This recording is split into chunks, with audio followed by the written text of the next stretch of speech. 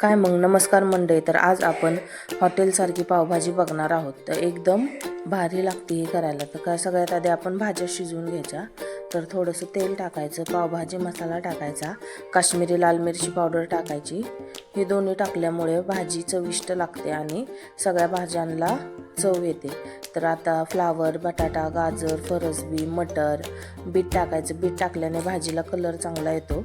आता हे सगळं छान परतवून घ्यायचं. चवीनुसार मीठ टाकायचं आणि मिक्स करून घ्यायचं. आता पाणी टाकून ह्या भाज्या सगळ्या शिजवून घ्यायच्या. भाज्या शिजवताना आपण याच्यामध्ये शिमला मिरची टाकायची नाही. शिमला मिरची नंतरनं भाजीला फोडणी देताना टाकायची. तर कुकरचं झाकण लावून चांगल्या 5 ते 6 शिट्ट्या देऊन घ्यायच्या, म्हणजे ह्या भाज्या चांगल्या गाळ शिजतात. तर आपल्या कुकर थंड झाला की लगेच खाली काढून घ्यायचा आणि भाज्या चांगल्या मॅश करून घ्यायच्या. एकदम एकसारख्या मॅश करून घ्यायच्या, स्मूथ अशा, म्हणजे भाजीचं टेक्स्चर खूप छान येतं. तर आपल्या भाज्या सगळ्या मॅश करून झालेल्या आहेत. आता पावभाजीला आपण फोडणी देऊया. सगळ्यात आधी कढईमध्ये बटर टाकायचं. बटर टाकलं की लगेच तेल टाकायचं, म्हणजे बटर जळत नाही.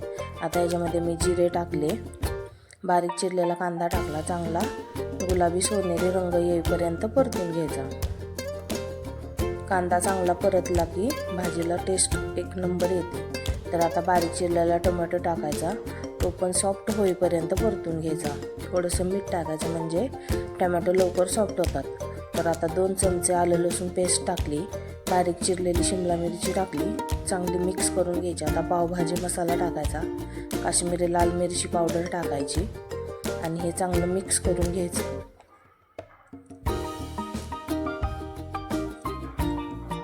आता हे चांगलं तेल सुटेपर्यंत मिक्स करून झालं की थोडंसं पाणी टाकायचं आणि हे पण मिक्स करून घ्यायचं, म्हणजे सगळं एकजीव होतं. तर अशाच रेसिपी पाहण्यासाठी आपल्या चॅनलला नक्की सबस्क्राईब करा. आता मॅश केलेल्या भाज्या टाकायच्या आणि चांगलं मिक्स करून घ्यायचं. आता आपल्याला जेवढी कन्सिस्टन्सी पाहिजे त्यानुसार पाणी ॲडजस्ट करायचं आणि मीठ टाकायचं चवीनुसार आणि पुन्हा एकदा चांगलं मिक्स करून घ्यायचं. वरून अशी कोथिंबीर टाकायची. तर तयार आहे आपली पावभाजी. आता आपल्याला ह्या भाजीसोबत खाण्यासाठी पाव भाजून घ्यायचे. तर 1 चमचा बटर टाकलं, थोडीशी पावभाजीची भाजी टाकायची. भाजी टाकल्यामुळे पावांना चांगलं कोटिंग येतं आणि चवीला पण खूप छान लागतात.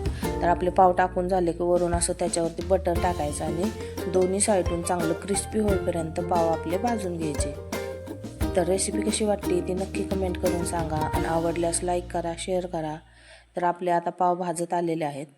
तर आता एक ताट घ्यायचं पावभाजीचं आणि ते पाव ताटामध्ये टाकायचे आणि गरम अशी वाफळलेली भाजी टाकायची. आहा, मस्तच एकच नंबर झालेली, नादखुळा भाजी लागत होती.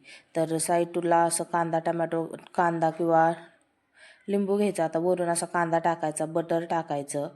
साईडला आता कांदा आणि लिंबू घ्यायचं. लगेच अशी वरून कोथिंबीर टाकायची. कोथिंबीर टाकल्याने भाजीची चव दुप्पटच होते, काय सांगू.